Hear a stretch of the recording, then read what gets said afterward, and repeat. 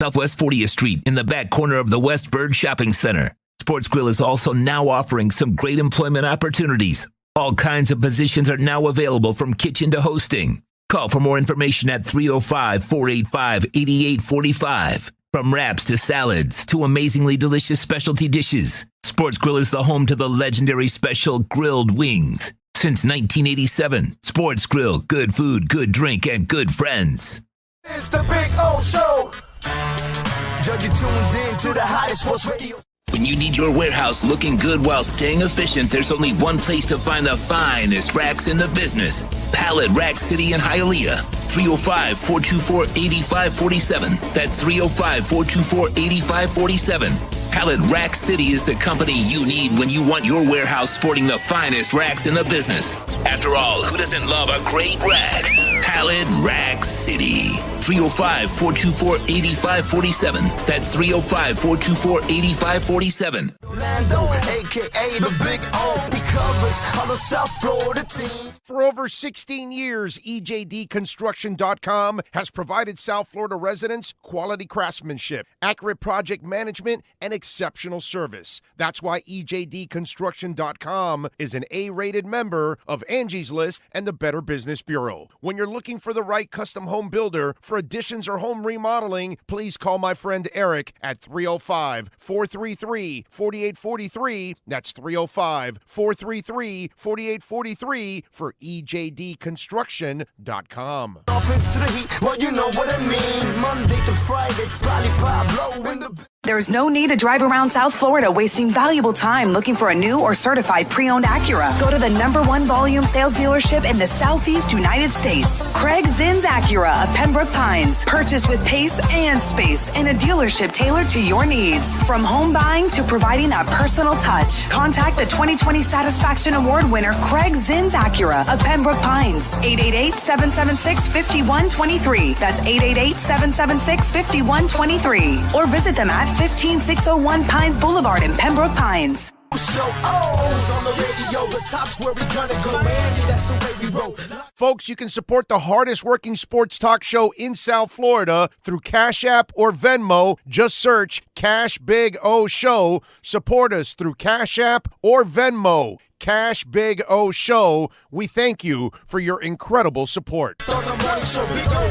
No one has a similar show. Talk sports, talk plays, talk... If you're a Miami sports fan, then there's only one store to go to, and that's Caneswear at Miami Fanwear in Davie. They're your one-stop shop for all your inner Miami CF, Canes, Dolphins, Panthers, and Marlins merchandise. They have hats, t-shirts, game day jerseys, and so much more. Located at 2511 South University Drive in Davie, and open 24/7 online at caneswear.com or innermiamiwear.com. Call them at 954-835-5597. Caneswear, the spot where inner Miami and all Miami sports fans shop.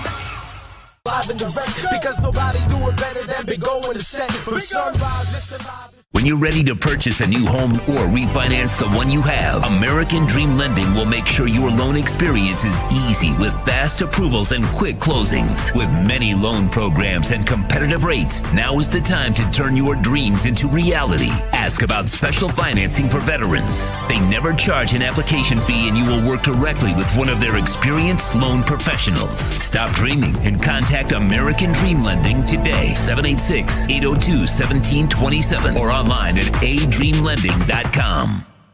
The viewpoint, statements, or beliefs expressed on the following program by the host, guests, or callers are not necessarily the opinions of FantasyXS.com, Media Group Inc., ownership, management, sponsors, or website.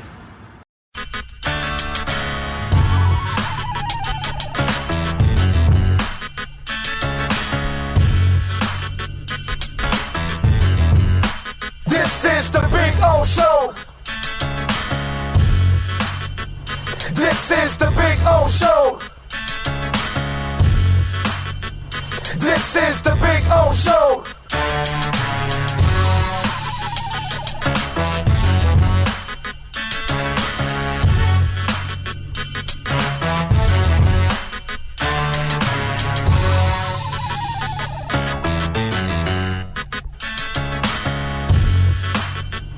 This is the Big O Show.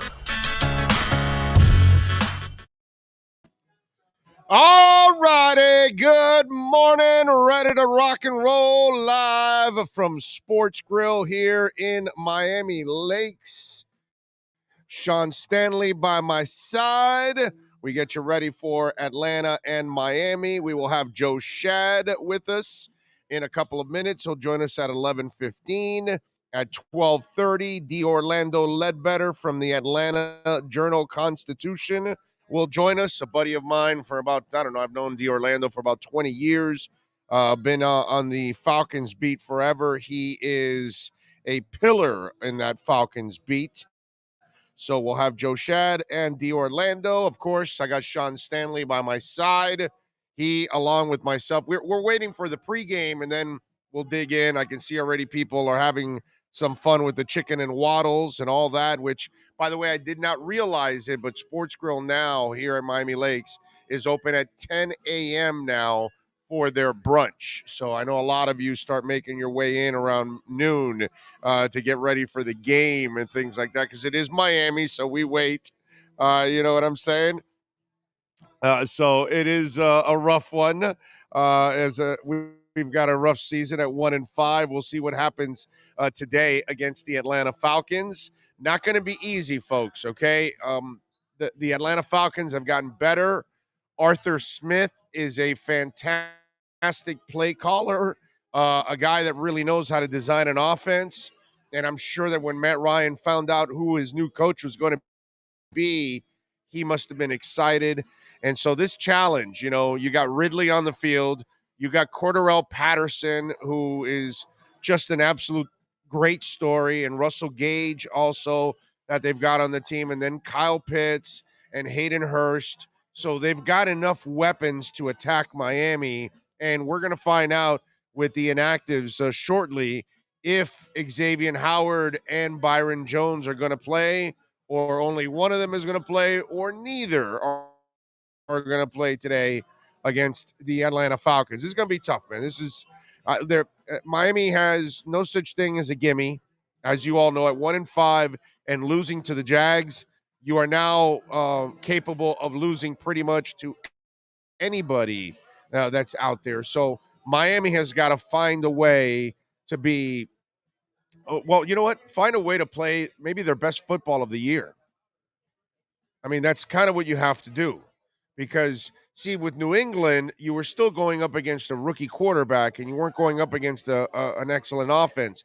Not that the Falcons are a great offense, but you're still facing a franchise quarterback who's got some serious weapons, and Miami has struggled in the secondary. By the way, whether they have their starters or not, Miami has struggled in that secondary. So this is going to be one hell of a challenge. Now, it's funny because I kind of open up talking about the matchup a little bit. Yesterday, I had a listener reach out to me and says, hey, why aren't you doing a lot of X's and O's? I've noticed that during the week, there hasn't been a lot of X's and O's. And I go, well, when you don't do anything well, it's hard to talk about anything in X's and O's because it's kind of a waste of time. You know what I mean? You're not playing good offense. You're not playing great defense. You're not playing great on special teams. So we can talk all we want about matchups, but they're kind of a waste. You know what I mean? You can talk about stopping the running game, but they never stop the running game. We can talk about stopping the pass, but you're not stopping the pass. We can talk about rushing the quarterback, but you're not getting to the quarterback. You know what I mean? And in the reverse too. There's nothing consistent on any way so it's hard to actually, it's interesting because X's and O's has actually fallen by the wayside on talk radio over the years. Man, this is my 31st year that I'm in the middle of, and I guess on our way to completing our 31st year. And I remember when I started this 25 years ago, I could do a 3-4 hour talk show and the X's and O's would dominate the show, right? Now, X's and O's kind of puts people to sleep, right? But at least you can get into it when it matters. And that's been the problem, So I told he goes, nobody's talking. And I go, of course nobody's talking, because it's really hard for anybody out there to start breaking something down when there's nothing reliable to talk about. You know what I mean? We can't say that there's a strength that Miami matches up well and they can take advantage of this of Atlanta. And that Atlanta's strength, well, Miami has something they can counter. We don't have any of that. You know, we don't know who's going to stop the pass rushers because the offensive line has not been consistent. We don't know who's even going to run the ball because what is it, Brown or is it Ahmed or are they going to use Gaskin? I don't know. You know what I mean? It's been kind of screwed up. It really has, and it's hard to get a feel for anything when you're 1-5. Whether it's you, the fan, me, the media member, and apparently the team can't even figure it out either, right? I mean, they have zero consistency right now going on with the team. So it's just one of those where it is rough, dude. It is just rough sledding right now. Joe Hamilton has just given me a little shib, baby. I tell you, Joe, I am in a great mood this morning. Not so much because last night at the Culture Room, the fix was phenomenal. Cy Kernan sounded exceptional. And if you want to get a little feel for it, I posted the videos on my Twitter page at Big O Show. Posted several videos there so you can get a little feel if you do love the fix. They sounded so good last night. And it was a good night in sports, too, because the Canes won. They hung on, and they beat NC State, which was so awesome. The Panthers stay undefeated at 6-0. Inter Miami just absolutely walloped last night. What was it, 5-1, 4-1? 5-1, right? Higuain with 2 goals, last night. So they beat FC Cincinnati. Or is it Cincinnati FC? It's FC Cincinnati. I that stuff just gets me still all confused. Where's the FC? Where's the CF? Where's the SC? Is it in front of the name? Is it behind the name? Is it, just it's FC Cincy for me because I can't even spell Cincinnati. Yeah, it's true. CINCY. That's it. They do have a beautiful stadium, but great job by Inter yesterday. The Heat was the only one that screwed it up yesterday. I was asking on Friday, how long will the Panthers and the Heat keep the undefeated streak going, right? Because they were 6-0 combined. Well, now they're 7-1 because unfortunately the Heat are now 1-1. And Ira, who, is on 3 times a week on our show with the accurate Pembroke Pines Miami Heat report twice a week, and the best basketball show in town, Inside the Paint, with Ira and Clay. He's been talking about the whole time that they have no backup point guard, and sure enough, Lowry didn't play yesterday, and man, sucks. Yesterday Gabe had 3 assists, 3 turnovers, but it was a good night last night. And then Shib was already going up yesterday, and I wake up this morning and Shib is up 50%, man. Wow. And I tell you, Miami coin also went down. And I was able to get back in again because it went down to 2.60, 2 cents, 2.6 cents. And now I think Miami coin has climbed up again to 2.86. And it's a good window because between 2.6 and 2.9 has been the window. And I staked more of it to get at 430%. I have my link out there. So if you want to make 430% and $50 free of Bitcoin, you got it out there for you on OK Coin, man. So take advantage of that if you can. I'm telling you, but it is pretty amazing to see Shib up 50% right now, 50.5, 50.5%. Let me see. I'm refreshing.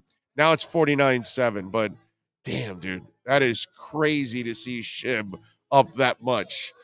Ugh. What is it now? It's all-time highs right now. It's all-time highs, and it is right now at 44. I got it at 6 and 7, and it's at 44 now. So that is keep going, baby, keep going. I want it to move over a digit. If it does that, that'll be awesome. All right, let's get into a little Dolphins and a little Falcons. Let's break it down with Joe Shad and the American Dream Lending.com Miami Dolphins weekly report.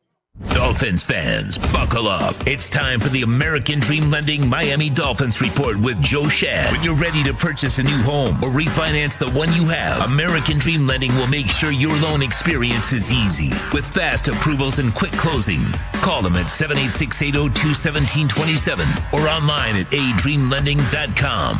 Here's Joe Shad with today's edition of the American Dream Lending Report. Here he is, man, the legend that is Joe Shad. He is stadium. There you go. Did you have breakfast already? No. I Big O first, then eggs. Okay. All right. You know, we got chicken and waddles out here at the Sports Group. Yeah, baby. Chicken and Jalen Waddles? Chicken and waddles. Yeah, we don't call them waffles out here. We call them chicken and waddles. Now, the two and grits.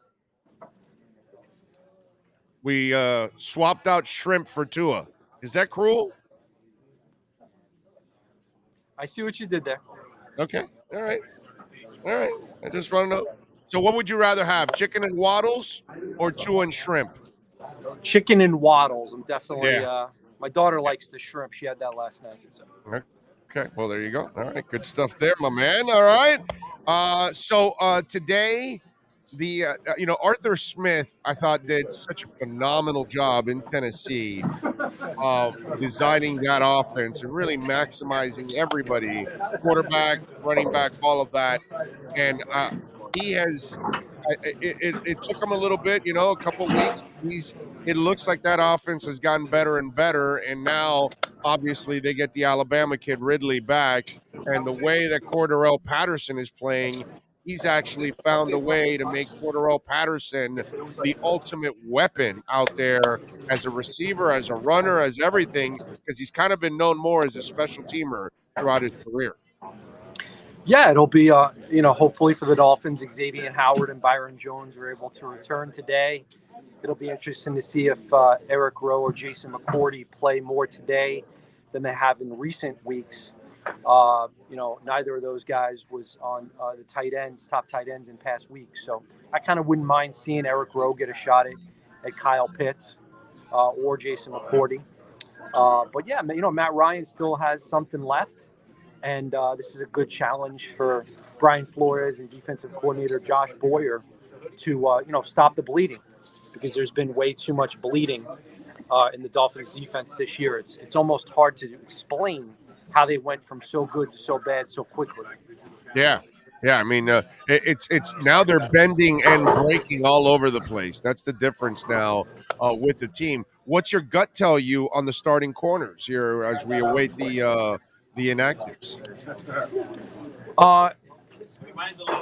Xavier Howard and Byron Jones looked pretty good running and backpedaling in the drills that we saw during the week, including on Friday. My gut is that they'll probably both play, that Byron Jones may be a little more likely to play. But I also saw a report this morning that Devontae Parker is doubtful to play. And he looked pretty good running around. But the thing is, he's got a groin and a shoulder. So I can judge the groin, but I can't judge the shoulder from a distance, at practice. But certainly, I think Preston Williams will also play. He was made available to the media on Friday. By the way, you can follow Joe on Twitter at Shad Joe and catch his exceptional work there at the Palm Beach Post. And please subscribe like I do and support our local journalists, man. It's incredibly important, and they do great work. You can get in for $1. Yeah, which is a joke. And plus, you get some of the insider stuff that these guys put together, which is always good to get a couple extra nuggets that they throw out there. So always great work by Joe and Hal and all the Tom D'Angelo, all the excellent people that they have there at the Palm Beach Post. Joe, let's get over a couple of issues now that I'm just wondering that as a beat writer now, look, man, we've all been around coaches and they've misled us and all that kind of stuff. And we know it's kind of part of the game. But in your eyes, did Coach Flo lose a little something with you? Because it seemed like he flat out lied about the offensive coordinator situation. And you tried to to get it clarified this week. And he kept telling us Godsey would make the calls and that Charlie Fry could just like make a suggestion to the quarterback but not necessarily change the play and make his own play. So now it seems like he was able to change the play and make his own play at times if he had to. So now it's Godsey straight through. Would Flo lose any credibility in the eyes of the media because of that now and the way they kind of take whatever he says? I don't know that I would talk about credibility. I would just talk about disappointment and frustration. I obviously don't like it that myself and David Hyde were among the reporters who asked Coach Flo directly, is Charlie Fry calling the plays? Has Charlie Fry been calling the plays? And we're instead told that he is taking the play call and sending it into the quarterback. It seems obvious that Coach Flores felt that it was in his best interest and the organization's best interest to mislead me and fans and the opponents. Now, maybe one day I'll have a private conversation with Flo, which has not happened. And he will say, you know what, Joe, here are the reasons why I felt I needed to mislead you. We wanted to take the pressure off Charlie Fry. We didn't want the opponents to study every play Charlie Fry has ever called at Central Michigan and Ashland and wherever. We didn't want Charlie Fry to have to answer the questions from you guys about why he called certain plays. All right, well, I would say, you know what? I don't think that was a good decision on your part because everybody thought it was George Godsey who called that safety in the end zone on the pass to Waddle. Turns out, if you believe a report from Dave Hyde, which I do, it was actually Charlie Fry. So here's Godsey taking all the bullets for Fry. Is that fair? I ask you, Big O. Is that fair? No. Is that right? All right. No, it's fair. It's misleading. No, not only that. Let me tell you something. It's insulting to Godsey. And that's where the coach, and I'm talking about Flo, now that's where you ruin relationships with your people. Because now you've got somebody else making the call, and that person gets to hide behind the scenes in Charlie Fry and not answer any questions, and there's somebody else taking the bullets for him, and that's a bunch of BS, man, to be honest with you. Collaborative doesn't work. I find that to be incredibly irresponsible and disrespectful on behalf of Flo towards his coaches. So, yeah, this is and this, listen, rookie coaches, right? And this is kind of what goes with young coaches in trying to figure their way. And he was trying to, be a little smarter than everybody else. And I find it disappointing that you had to go in that. Plus, you know what? In the end, it was really something ridiculous to lie about. Who cares about whatever plays he called at Central Michigan? He would probably say it's a competitive advantage situation, and that I wouldn't understand because I'm not in the trenches. He's used that phrase with me before. Listen, I like Flo. I want to like Flo. As a journalist, it did bother me to feel like I was intentionally misled. Right. That of all the things in my encounters with Flo, I was bothered by this one. Yeah, no, I understand in the Washington organization when they're trying to mislead you with all the crap that's back there. But for this crap, for this offensive coordinator stuff, come on, dude. If Charlie Fry is going to call the plays, then put his big boy pants on and put him in front of the media to answer the questions when things go wrong. Do things the right way. Now you have egg on your face. All right. Listen. One more thing on this. Go ahead. It would be naive to suggest that even if Fry was actually the primary play caller in their first 4 games, that Godsey never called a play or a drive. Of course. Right? So that's how he can get around Flo by saying, well, it's collaborative. It's collaborative, right? Who's to say that Stoodsville hasn't, did Stoodsville choose the play to Malcolm Brown shotgun 4th and 1, right? So should we blame him, right? So another thing that Flo might say is, well, all you guys care about is who to blame. You want to know if, did Stoodsville do the 4th and 1 shotgun draw, or was that Godsey's play call, right? So I do understand a little bit about how collaborative is like an umbrella you can hide under. Yeah. But I think he should have been more transparent about Fry's role in the process. Yeah. No, and plus, again, you're protecting one, exposing another, and that part is just not acceptable. Okay, now the other issue, again, with a young coach. And you guys kind of asked him again. You kind of put his feet to the fire on the whole Tua thing, and the trade for Watson. And while he says Tua's his guy, I think a question that hasn't been asked of him yet is why, Coach, why not come out and say we are not trading for Deshaun Watson?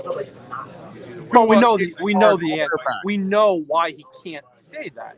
Okay, And but so, but I get mad at Flo for a bunch of things. why not corner him that way? Why not corner him to say it? No, you can't. My role, just to be clear, my role is not to corner anybody. I get it. My role is to try to ask important questions that the fans want answers to in a fair way, and to be honest, in a chance that has a reasonable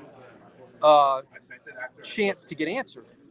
Let's just say the Dolphins are in fact still interested in Deshaun Watson, which we believe to be the case.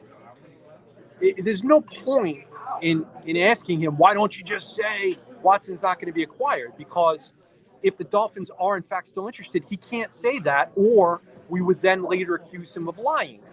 So I don't blame Flo for not saying that. I want him to be truthful. I get that. It's just, how does Tua feel right now? Right. Right. And I asked him about that.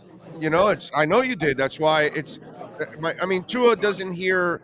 All he hears is rumors about something else. He gets pulled in games. He gets pulled for Brissett for a play. All of these things.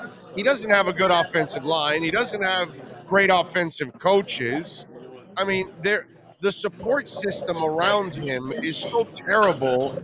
I wonder what the conversations between Tua and Lee Steinberg are. So I asked Flo, in what ways have you and Chris Greer supported Tua since his arrival? It's exactly what you just said, right? And Flo said we support him in the same way we support all our players. Now, this ties into a larger issue. I could sit here and list all the ways in which the Dolphins specifically supported Tua. They drafted his receiver. They drafted a bunch of offensive linemen. They signed a receiver. Whether you like Charlie Fry or not, they hired him as the play caller, apparently, when he was his Elite 11 coach. So they obviously are specifically trying to support Tua. But because Flo wants to stay so on message and consistent in message, he can't say that. He wants to make it seem like everybody's the same. Well, not everybody's the same. No. And some of the players who have left here have said, Flo wanted to treat me like everyone else. I'm not like everyone else. Now, I give Flo credit this week for talking about how players have to be coached in different ways, including the way in which they're taught. He asked me basically not to make a big deal out of that, but I actually think that is a positive, because it goes against the notion that Flores is rigid and inflexible. If he is in fact flexible in coaching methods and strategies, that is a good thing, especially in times of crisis. And I wrote a column about that in the Palm Beach Post. I read it. All right. What's the prediction, my man? What do you got happening today? So I haven't been very good at my predictions, but I'm going Dolphins 24, Falcons 21. I think that all the there's a lot of reasons to go with the Falcons, and so that's why I'm going Miami. Okay. All right. What do you have happening today that makes Miami win? There are a couple of little things. One, the Falcons don't get a lot of sacks, and that is good for the Dolphins' offensive line. That's the number one thing. And number two, I think the Dolphins get healthier today, even if they don't get everybody back. I think they get healthier today, and I think that helps. Yeah. I am worried about them being tired, because I'm tired. Yeah, oh, for sure. I've been tired since I got back from London, and I'm not an athlete. You can tell I'm no athlete. No, All right? no, I am dude. worried. If they Yeah. get hammered today, there's going to be a lot of criticism about the decision to pass on the bye. Because I'd be at the beach, and it's a little rainy and cloudy, so maybe I'm glad this isn't a bye. It's a little rainy today. Yeah, no. 3 years ago, before the pandemic, I went to go see Kiss. I flew from Miami to Vegas. I saw Kiss, and then the next morning I flew over to Los Angeles, saw Kiss again at the Forum, and then the next morning I flew back to Miami. So it was a bang bang thing, just like what they did, and it's only Los Angeles, not London. It's tired. That's 2 more hours. And so I remember it took me like a week and a half just to kind of recover from that. So I can imagine what these guys are going through. So it's going to be. I think it's a good game. I think this is definitely a game with 6 minutes to play. I would bet a lot of money that this is a game with 6 minutes to play. Good game today. Yeah, and I love the way Tua attacked it last week. He got rid of the ball quickly and did not give himself a chance to get sacked. I thought that was really, really smart and aggressive on his part. I think Waddle has his biggest gainer of the year today. We'll see if I'm right. Let's hope so. Let's hope so. Joe, thank you for taking some time, my brother. I appreciate you as always. Great insight. Good to see you. There you go. The great Joe Shad from the Palm Beach Post. Follow him on Twitter at Shad Joe. There he is. He's I think that was the dining room, right? That's what it looked like. It looked like he was in the dining room having some fun, eating. But he's not eating as good as we are. No. No. I'm going to have my chicken and waddles when I'm done with the pregame show. So I'll be watching. So I'm hoping the Dolphins don't make me sick while I'm eating my chicken and waddles. And by the way, get your asses out here. The Sports Grill in Miami Lakes. Come on by. Join us. It's a beautiful day. Come on, let's go. Dolphins and Falcons. Let's get a great crowd in here. Let's have some fun. Eat yourself a little brunch out here and now you can do it every Sunday. So come on out. It was a success last week. So they are doing it now every Sunday, baby. Get some food while you head out to the tailgate. That's right. Yeah, that's right. Kevin Lee says, what would be hilarious is if Miami gets Watson tomorrow, then he goes in and beats the Bills next week. Yeah, that would be funny. I mean, it's completely irrational, but it would be funny. Like, there's no shot they're trading for him. There's no shot he plays either. Oh, man. I think, the league hasn't done anything because there's been nothing going on. I think the league will actually step in if there was a trade, but they haven't done anything because they don't have to. Tua is the only bright light we have at the moment. Mike, I'm glad you brought that up because I agree with you. Tua is the only bright spot that there is right now on the Miami Dolphins team. And not just that. I mean, listen, there's a couple of other guys that are giving some pretty good effort and they deserve a little love.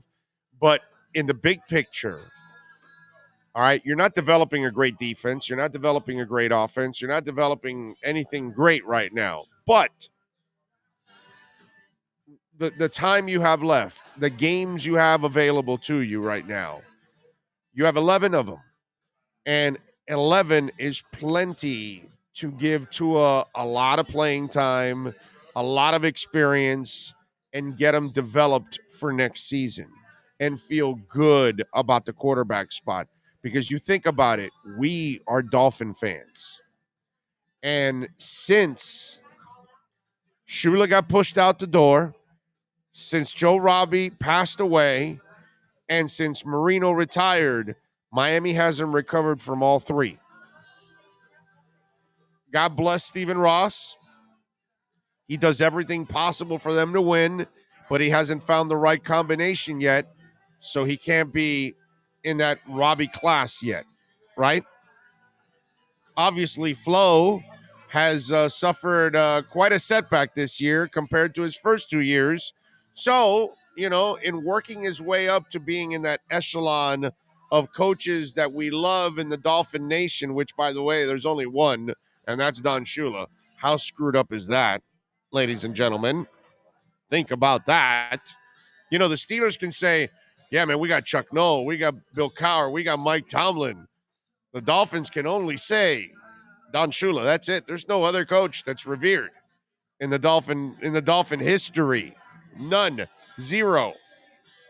And then obviously Tua has got to obviously step up because it's Greasy and Marino and nothing else. And so we're looking for that third franchise quarterback. And at least if you can get through these 11 games and Tua can play well in those 11 games and feel like, okay, no, this kid can ball. This kid's fine. He's good. He's not the problem. Last week, he wasn't the problem. He did everything you needed to win. It's just everybody else doesn't help him out. You can't do anything about that. So that's our driving force for the rest of the season. It's not about the playoffs anymore. It's not about any of that kind of stuff. It's not, Coach Flo obviously needs to fix it for himself because this has been a disaster. And that whole OC stuff, I gave him the benefit of the doubt, even when Trent Dilfer was saying that Charlie Fry was the play caller. And I was like, hey, man, he doesn't know what the hell he's talking about. Flo said it wasn't. Now you can't believe Flo at all now.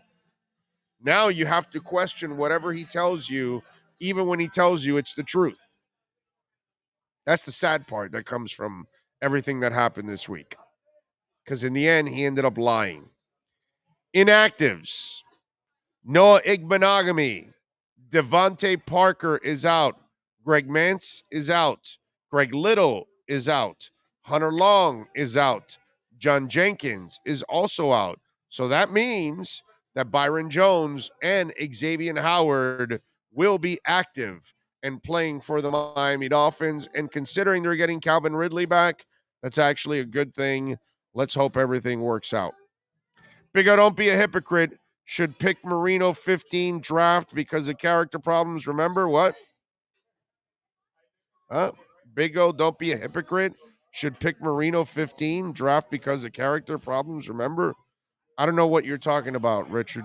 And by the way, Richard, dude, if you're going to send something in, are you already drinking or something, brother? Can you send something that is understandable? Do you speak English?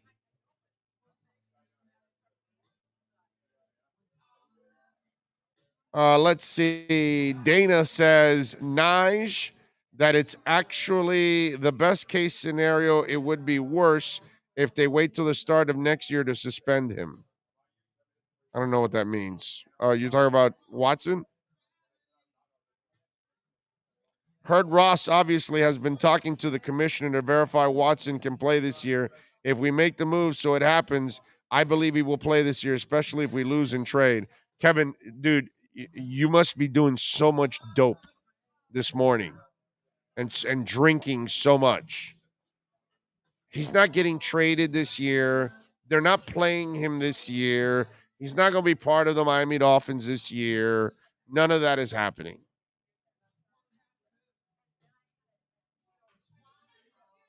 And he's going to be suspended next year, probably. Well, I spoke over. I didn't type in that, but Marino was questioned about character with weed back in the day, remember? Actually, Richard, you remembered wrong. It was cocaine. It wasn't weed. Yeah, that he was a party boy. He threw, I think, 18 interceptions or 19 interceptions or whatever. Look up Marino's senior year at Pitt. And tell me how many interceptions he threw. He had a bad senior year. That's what hurt him. He threw a bunch of interceptions, and then they, called him a party guy and cocaine and all that. But that was just rumors. It wasn't like there was anything that was true to it. But I think what really ended up hurting him was he threw a bunch of interceptions his senior year. I think that's what it was. Let's see. Tua has shown enough for me to believe he can be a franchise QB. He needs support. His potential is directly tied to the coaching staff and a decent O-line. So we'll see if we can get a grip of it. We'll see. Tom says there were only rumors about Marino in college. Watson has actual Allegations. Yes, exactly. Yeah, Marino was simply rumors. It has nothing to do with it. How many? Yeah, he threw his last 2 years, 81 and 82, he was 37 touchdowns, 23 interceptions, 17 touchdowns, 23 interceptions. In the last year, 23? Yeah, there was 23 in the last 2 Yeah. years. Yeah. See, that's what he threw a bunch of interceptions, and that's what hurt him because he was a gunslinger. He's a gunslinger. I love the kid they have now, Pickett. We'll see him this week against UM. That kid can sling it, dude. Got an arm, brother. Big O, what's your favorite wings? Dude, I'm a special grilled wings guy. I don't need anything else. I don't need to dip it in anything whatsoever. Nope. I am strictly special grilled. I can eat those things every day of the week. So good. Special grilled barbecue garlic. There you go. Special grilled barbecue garlic for my man Sean. Big O, why does everyone either have to be drinking or high when they have an opinion? Well, I mean, when you have a wacky opinion. Okay. Willie, it's key. It's a wacky opinion, not just an opinion, but one that makes no sense and it's completely like in left field. Yeah. He's not getting traded next week to the Dolphins. He's not playing this year for the Dolphins. None of that's going to go on. The commissioner will step in right away. You will see if it happens, but it's not going to happen. Let's see. Marino was the odds on Heisman going into his senior year, and Pitt was ranked 1 in the preseason. He played poorly, and the team went 8-3. I know. He threw a bunch of interceptions, so no big deal. Whatever, bro. It is what it is. Let's see. Big O, you remember when you wanted the Dolphins to start Sinnett? Yeah. I'm over Brissett? Yeah, I'm still there, bro. I still would give Sinnett a shot over Brissett. And by the way, they cut him. I think he's bringing it up because they cut him. So what they did was they activated Isaiah Ford. And I think because there's a rule that once you activate him, I think it's twice, you then have to release him and he has to clear waivers to then get back on the practice squad, which is probably what they'll do. They will hope he clears waivers, and when he clears waivers, they will then re-sign him, put him back on the practice squad again, and then put him on that spot for the quarterback stuff. Foreigner, Journey, or Survivor? First of all, Tom, the fact that you put Survivor next to Foreigner and Journey is an insult to Foreigner and Journey. I mean, you're better off like insulting somebody's family than saying, Foreigner, Journey, and Survivor. Like that's just blasphemous, bro. That's disgusting. How can you put Survivor in the same sentence with Journey and Foreigner, right? I mean, Sean's just laughing at me right here. He's just looking at me he's laughing going, no, they really didn't do that, did they? Now, the decision between Foreigner and Journey is incredibly hard. Because I'm a monster Neil Sean fan. And I think that mofo shreds. And he doesn't get enough credit because it's Journey, But if you go to see him in concert, you will go, holy crap, he just put on a 2-hour show with the guitar alone. Damn, dude. It's really tough. Foreigner or Journey? Wow. I'm going to go slight lean to Journey. Like the slightest of leans. I love Foreigner, man. Monster Lou Gramm fan. One of the most distinctive and powerful rock voices I've ever heard in my life. Love Lou Gramm, man. Let's see. What else do we have here on the show? Big O, you ever listen to Latin freestyle dance music, electric dance, that kind of stuff? Yeah, maybe not on the Latin side, the regular freestyle. By the way, Shib is now up 53%. It's up to 45 now. Holy moly.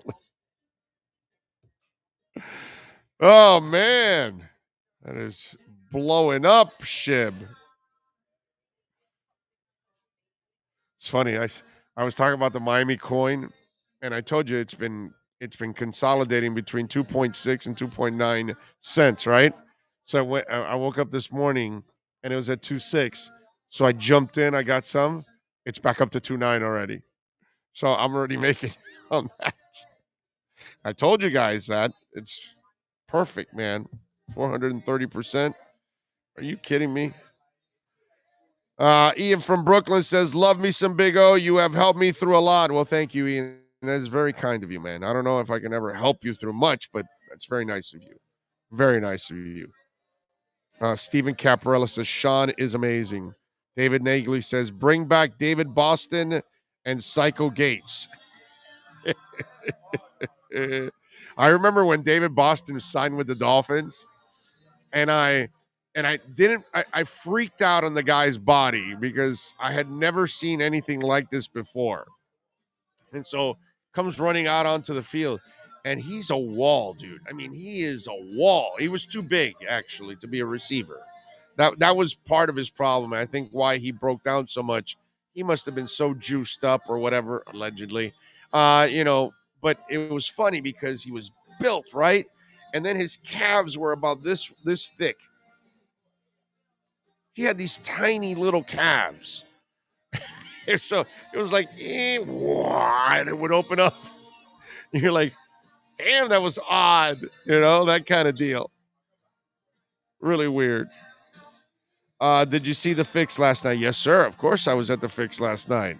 I had a great time. I went with the wife. My man Greeper was up front right on the stage. It was good. It was a good crowd, as always. I mean, that's a mature, intelligent, high IQ type of crowd. It's kind of like I was telling my wife, it reminds me of a Rush concert. You don't really see a lot of morons and idiots at Rush concerts. You'll see them at like metal concerts and, death metal concerts and thrash metal concerts and, things like that. You'll see anything that has to do with mosh pitting. You'll find Neanderthals in concerts, right? You know what I'm saying? But there are certain bands that you go see, and it's like the crowd's slightly more intellectual than your average band. Not to take any shots. I'm just telling you, as a guy that's gone to well over 1,000 concerts, the Fix, Rush, Yes. It's just, you go see those kind of bands. It's just, you can just kind of tell, bunch of people walking in. They're probably mostly professionals. They're probably all pretty decent. You know what I'm saying? Just straight up. It's just one of those things. Sorry to stereotype, but I've been to my share of Van Halen concerts and Anthrax and stuff like that. So I just one of those deals. But yeah, that's just kind of the way it is. But it was excellent last night. It was a lot of fun. Chris M says, Big O, I'm a huge fan of your show. I'm also a new player to the crypto game and would love to have your wisdom and insight on the market. Well, we do it every day, brother. I mean, I talk about it, and Sean podcasts our crypto segments when we do, my brother. I sold my SHIB the day before Elon tweeted about it. Well, you probably regret the hell out of it by now, because you would have made a lot more money by hanging on to it right now. I can understand those of you that got in early and you're selling now, because we're up quite a bit right now. Okay, in quite a bit. I'm tempted to take some profits, but I'm gonna gamble and hold on a little bit more to see how much more it can go up. I'm gonna play that game right now. Carlos Rodriguez says Franklin Valverde. I think Biggie had a better flow, but Tupac was well known by non-hip hop heads, in my opinion. So we're having a rap discussion now. Panthers last night were on the game and still won, which tells me they are a very, very good hockey team. That's what good hockey teams do. Well, the Panthers are a great hockey team. If they get Bob had 29 saves last night, 27 saves last night. If they keep getting this kind of goaltending, they will be a great team because they are a great team. They're only a goalie away from being, a serious challenger for the Stanley Cup. They can score on anybody. Scoring's not going to be a problem for them. It's about their defense. It's about their goaltending. Mr. Spock says at this point, what is D. Parker's trade value? 4th, 5th, 6th round. Just don't see a team giving us anything higher for a guy that can't stay on the field. Shame another first-round pick was wasted. Listen, Mr. Spock, it is a shame, by the way, that, the injuries derailed his career and he's not able to. But I don't even think you can get a 4th-rounder for Devontae Parker anymore. I think you're getting a 6th-rounder at this point for Devontae Parker. And if you're the Dolphins and you don't have a lot of playmakers, the 6th-rounder's not worth it. It's not. You're better off keeping Parker and using him for whatever games that you can use him. And if he can stay healthy, look, today it looks like Preston Williams is going to be on the field, which is good. There's a kid that needs a little crypto advice. He's too in love with Doge. He thinks Doge is the thing. Darren Lee says they say SHIB could hit $1 in 2025. Darren, it's impossible. Okay? I just, the problem with people in this bit in crypto and probably stocks too. I stopped doing my stocks, but I'm sure it happens. But let me explain something to you why it can't. Okay? The market cap right now for SHIB is at $17 billion. Okay? All right? 17 billion is the market cap for SHIB. All right? You're following me now. Okay? The market cap for let's just say Ethereum, okay? It's 14 trillion. Right? I'm sorry, 14 billion. All right? And so think about this.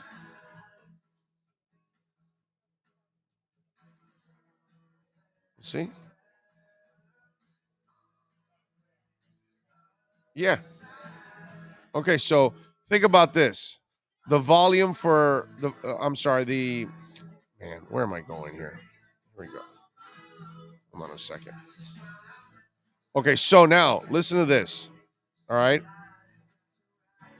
If you want it to go to $1 and you're looking at market caps, it would have to, for it to get to $1, it would end up having, I don't know, like 3 times the market cap that Bitcoin has, which is impossible. There's just no way it's going to happen. And so unless, and I know SHIB has said that they've introduced the burning of SHIB coins, which will end up, obviously, remember, there's only 21 trillion Bitcoins for circulation, and only right now 18.8 million of them are in circulation. So we are just over 2.1 million coins left. For SHIB, the circulation is like 394 quadrillion or whatever the hell it is. Okay, it's like a sick number, and that's half of them, because the other half, Vitalik from Ethereum, burned 80% of those. So you're talking about that you in order for you to get to that kind of market cap, you would have to burn trillions of coins. in order to then minimize it to the point where you can get to 21 million like there is for Bitcoin. You understand what I'm saying?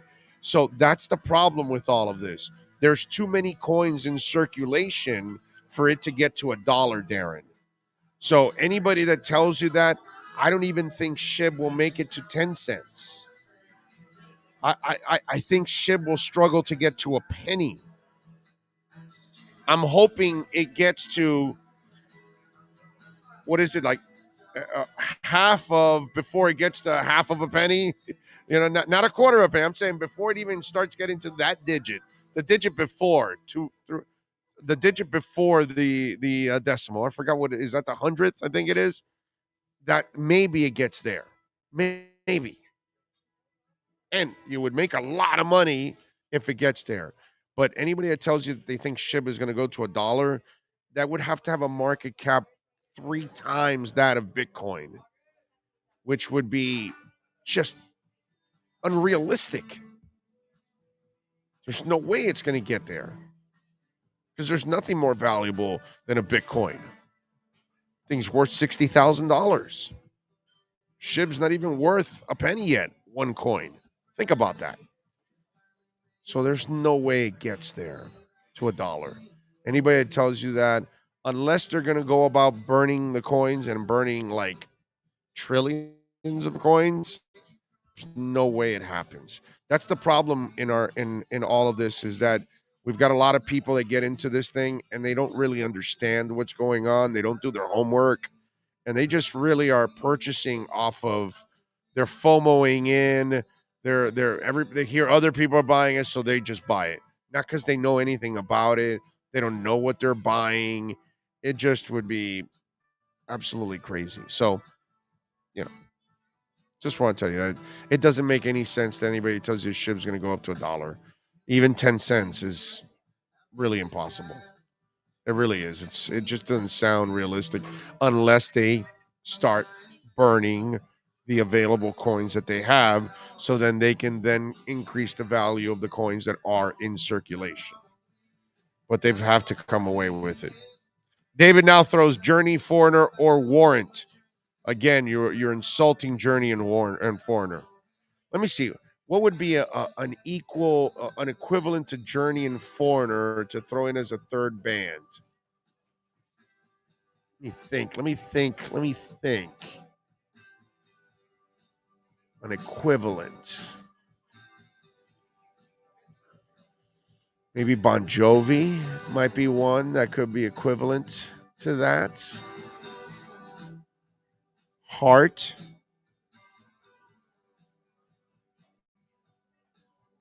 Trying to think. Journey, Foreigner would be an equivalent. What do you think, Sean? Journey, Foreigner. Who would be an equivalent? Because he's put like 2 bands that are just, Survivor and Warrant. I mean, that's just as insulting as it gets to Journey and Foreigner.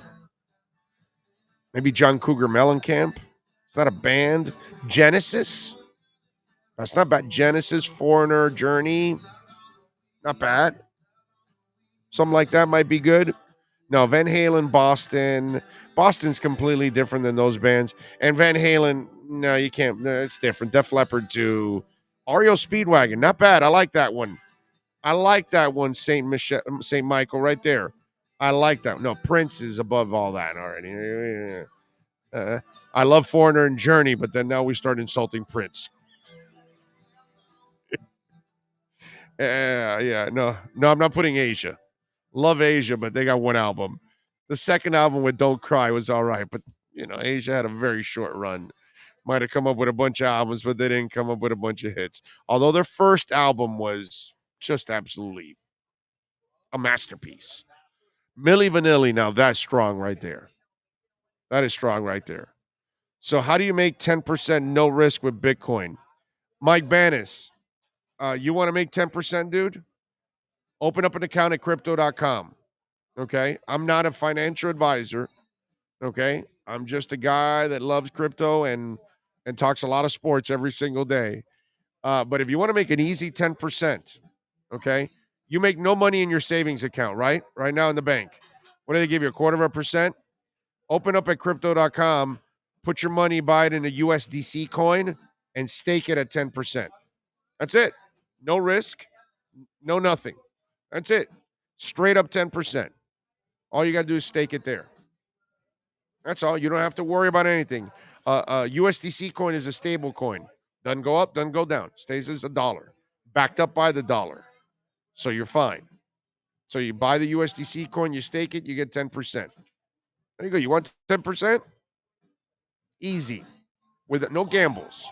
Nothing. I don't need to tell you to go purchase Ethereum or get Cardano or get Matic or whatever. No, you don't have to do any of that. USDC coin.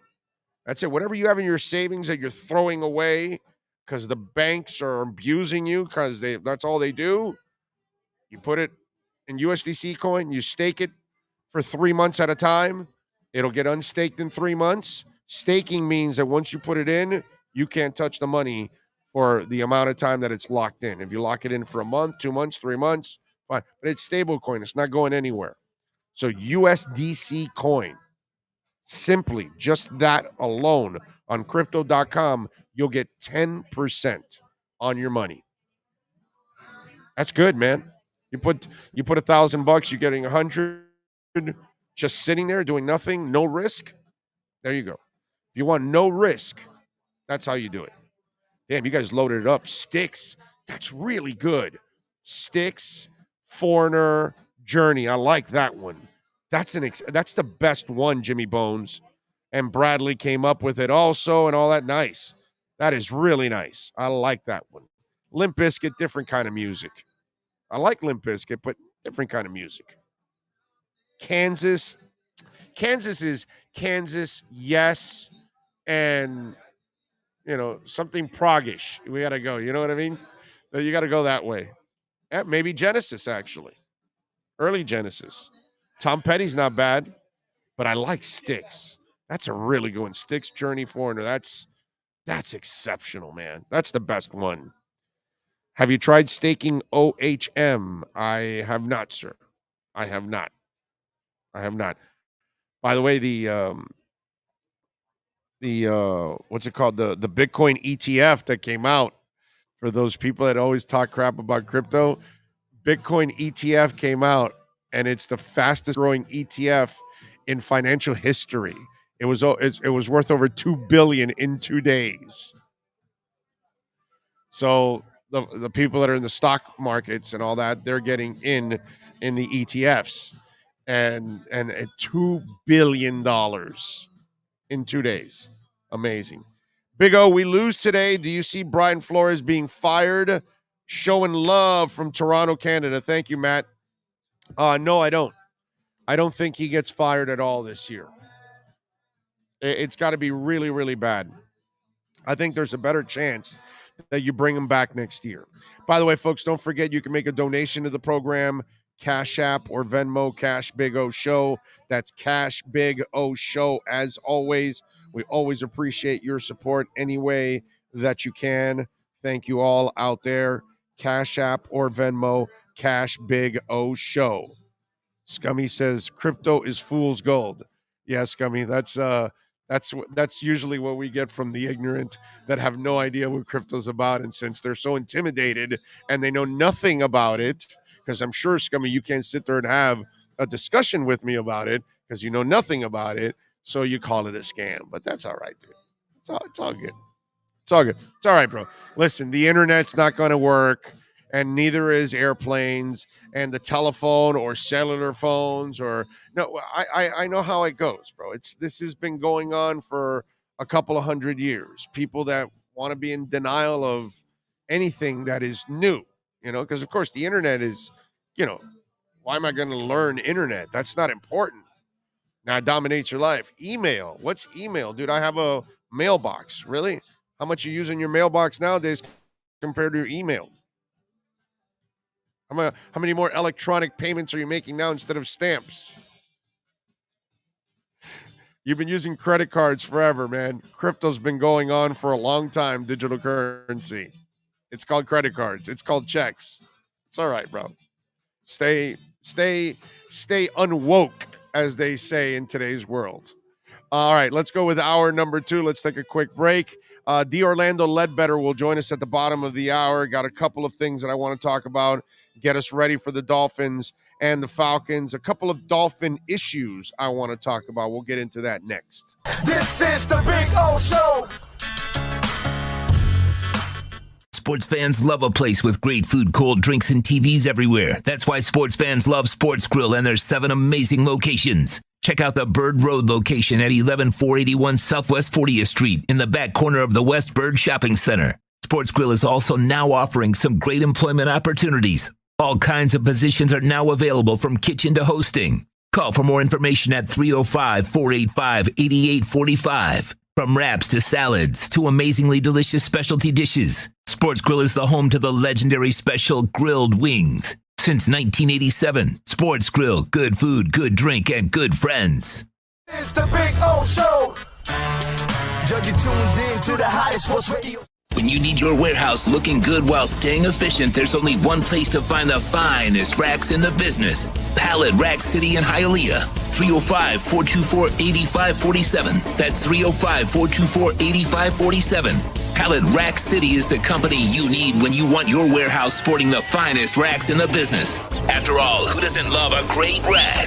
Pallet Rack City. 305-424-8547. That's 305-424-8547. Orlando, a.k.a. the Big O. He covers all the South Florida teams. For over 16 years, EJDconstruction.com has provided South Florida residents quality craftsmanship, accurate project management, and exceptional service. That's why EJDconstruction.com is an A-rated member of Angie's List and the Better Business Bureau. When you're looking for the right custom home builder for additions or home remodeling, please call my friend Eric at 305-433-4843. That's 305-433-4843 for EJDconstruction.com. Dolphins to the heat, well, you know what I mean. Monday to Friday, lollipop blow in the...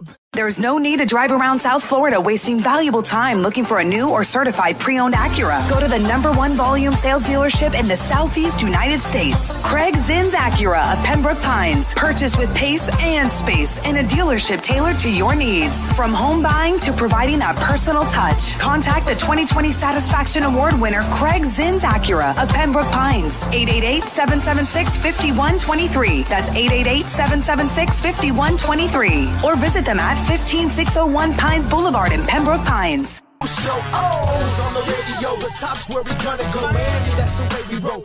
Folks, you can support the hardest working sports talk show in South Florida through Cash App or Venmo. Just search Cash Big O Show. Support us through Cash App or Venmo. Cash Big O Show. We thank you for your incredible support. On the morning show, Big O, no one has a similar show. Talk sports, talk plays, talk... If you're a Miami sports fan, then there's only one store to go to, and that's Caneswear at Miami Fanwear in Davie. They're your one-stop shop for all your inner Miami CF, Canes, Dolphins, Panthers, and Marlins merchandise. They have hats, t-shirts, game day jerseys, and so much more. Located at 2511 South University Drive in Davie, and open 24/7 online at caneswear.com or innermiamiwear.com. Call them at 954-835-5597. Caneswear, the spot where inner Miami and all Miami sports fans shop.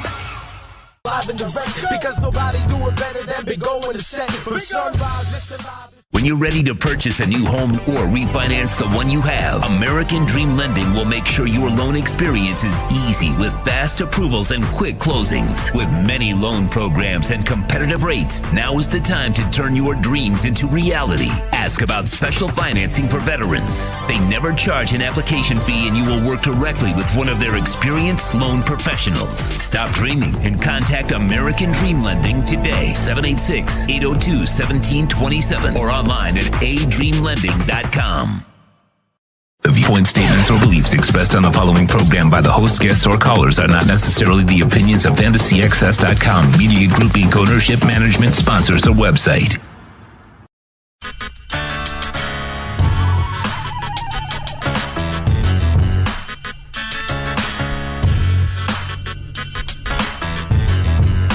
This is the Big O Show. This is the Big O Show. This is the Big O Show.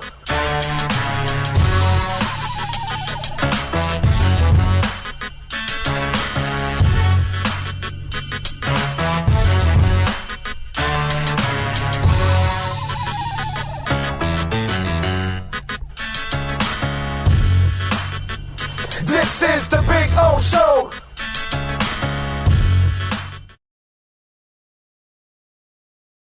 At Sports Grill in Miami Lakes, we got one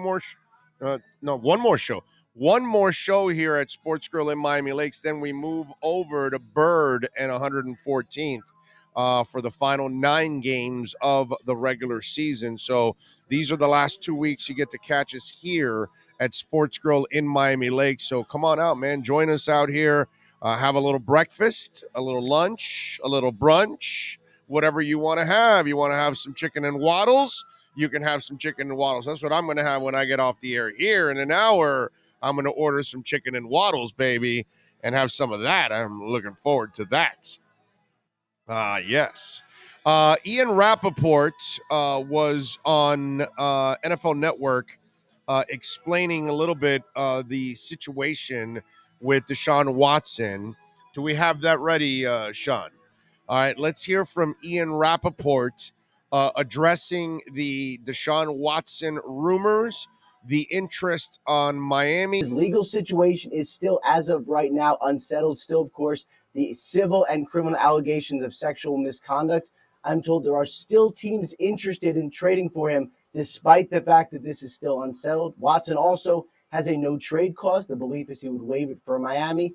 Unclear as of now what he would do for the others. So, of course, we will keep you updated. Yeah, I mean, murky and unclear. There's no question about all that. What about the commissioner's exempt list? Is he not on it now because the league office knows that the Texans have Deshaun on the Texans exempt list and Watson has himself on the Texans exempt list, that they know that that's just not going to be resolved, and thus there's no need to put him on the commissioner's exempt list? And why would a team acquire him not knowing the commissioner could actually do that upon a deal being consummated?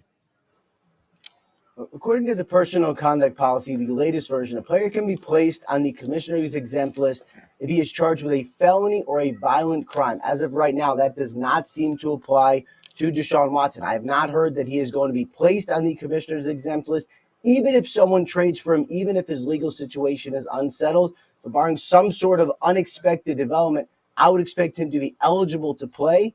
He is also, for whatever it's worth, in shape. He's been doing nothing but working out and throwing the football. So if a team does trade for him, he should be ready to go once he gets acclimated to the offense. So there you go. So the rap sheet still has people wheeling and dealing.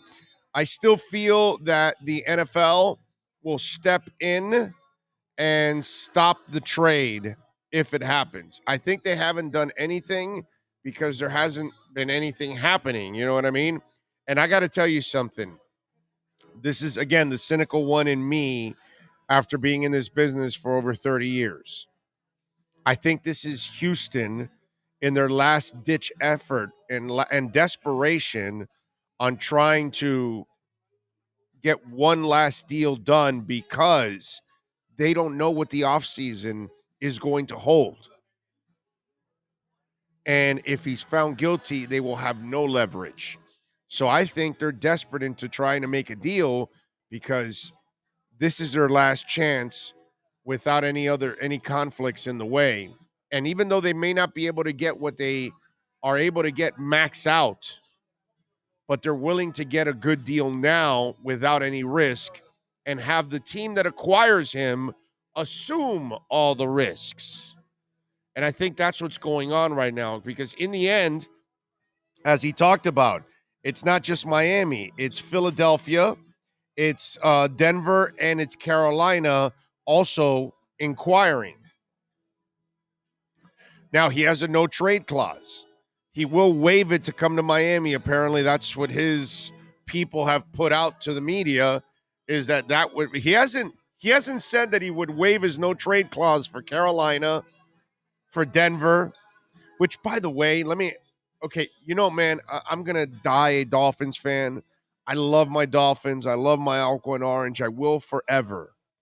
But doesn't it sound kind of weird, by the way, that Deshaun Watson would waive his no-trade clause for Miami, but not Denver? With that defense? Like, Deshaun Watson makes the Denver Broncos an immediate Super Bowl contender.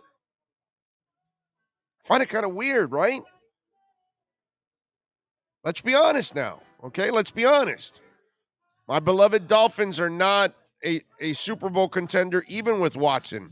I don't even know if Watson can stay healthy behind the Miami line.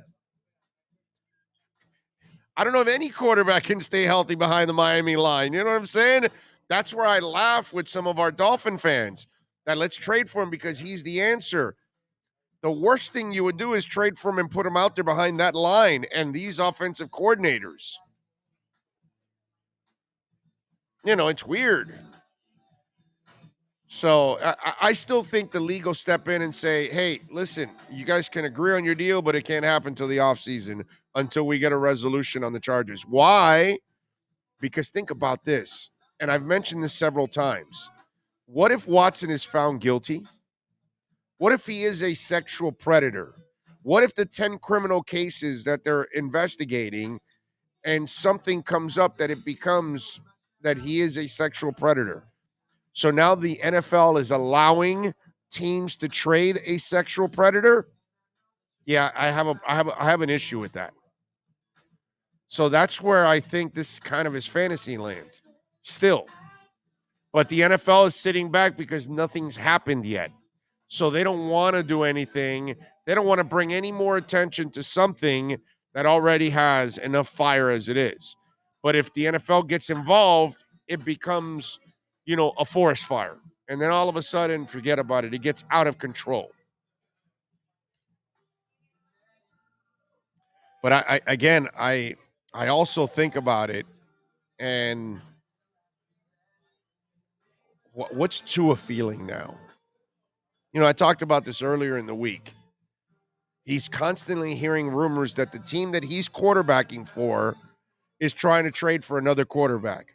He's playing for a head coach who's trying to trade for another quarterback. He's playing for a front office that is trying to trade for another quarterback. I mean, Tua's got to be sitting there going, well, wait a minute, guys. Didn't you draft me? It was the number 5 pick overall in the draft. You had Herbert there, but you chose me. So you must like me, right? But then again, all I hear are Watson rumors. And then again, you look at that offensive line and, I know their heart was in the right place, but they did a terrible job of assisting their young quarterback. They gave him a terrible offensive line. They didn't give him a dominant running game. They didn't give him good offensive coordinators or experienced offensive coordinators. Didn't give him an experienced offensive line coach. Hard to succeed with all of that. Oh, and by the way, your receivers are injury riddled. It's near impossible. Tua cannot feel like he has the support of the organization. Oh, and by the way, how about some of you out there? You know how many of you out there that you don't want Tua? You've given up on him already? 11 games in and people have given up on a quarterback, which is, it's as asinine as it gets. You know how many guys developed 2-3 years down the line in the NFL and became Pro Bowlers, All-Pro, Hall of Famers? So Tua looks around and goes, I got half the fan base pissed off at me already. I got a front office and a coaching staff that is in the middle of Deshaun Watson trade rumors, and they refuse to come out to the podium and say, none of it is true. We're not interested in Watson whatsoever. Tua is our guy.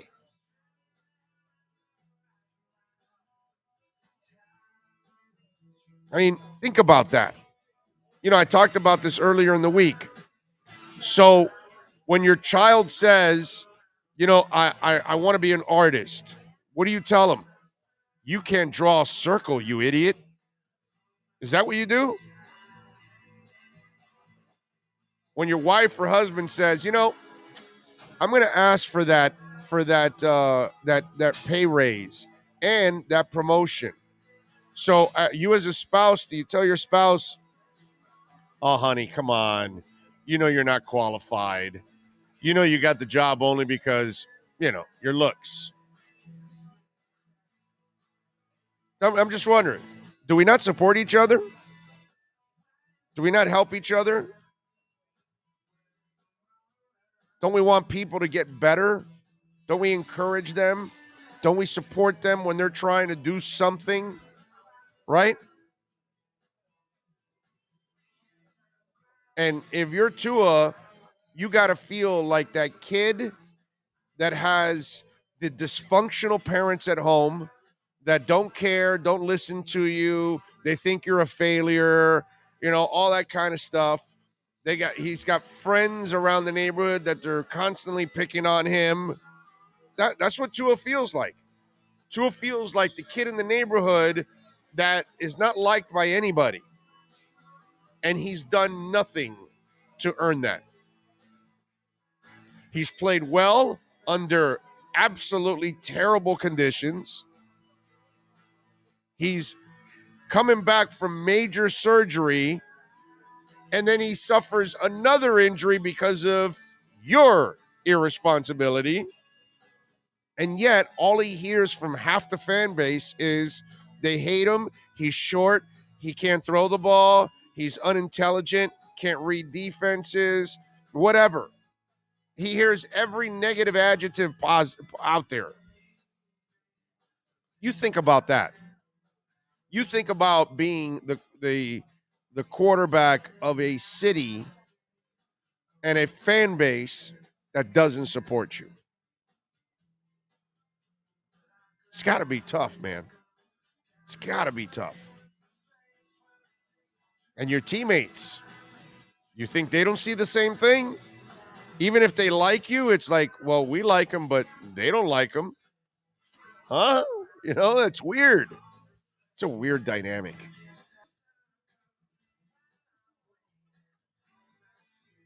Dolphins already slept on QBs, so they do it again. Joaquin Molano says, we all get hung up of the QB controversy. It is what it is. Let's suck it up and move on. Calgro goes, okay, hey, Dolphin fans, another 5 years of okay, let him develop. Let's wait another 5 years. Andy Jackson says, just buy Ethereum. Most everything else is built on it. Ethereum killers or replacements are all vaporware at this point. Do your due diligence. Yeah, you're right, Andy. I mean, I think they're the top blockchain out there, but I think there's a lot to be said about Polkadot. I think there's a lot to be said about Solana. I think there isn't going to be only one blockchain. You know what I'm saying? There's going to be several blockchains, but there's no doubt that the granddaddy of them all right now is Ethereum. And once layer 2 comes in next year for Ethereum, and then that means the sharding and all the transactions are going to be able to, obviously increase it. Right now, Solana has 5 times the transactions that Ethereum has. Think about that. So don't downplay Solana. And Polkadot, I think, is going to make some massive moves now. There's some good blockchains out there, not just Ethereum. There's some good ecosystems out there that you can still invest in and make good money on. You know what I'm saying?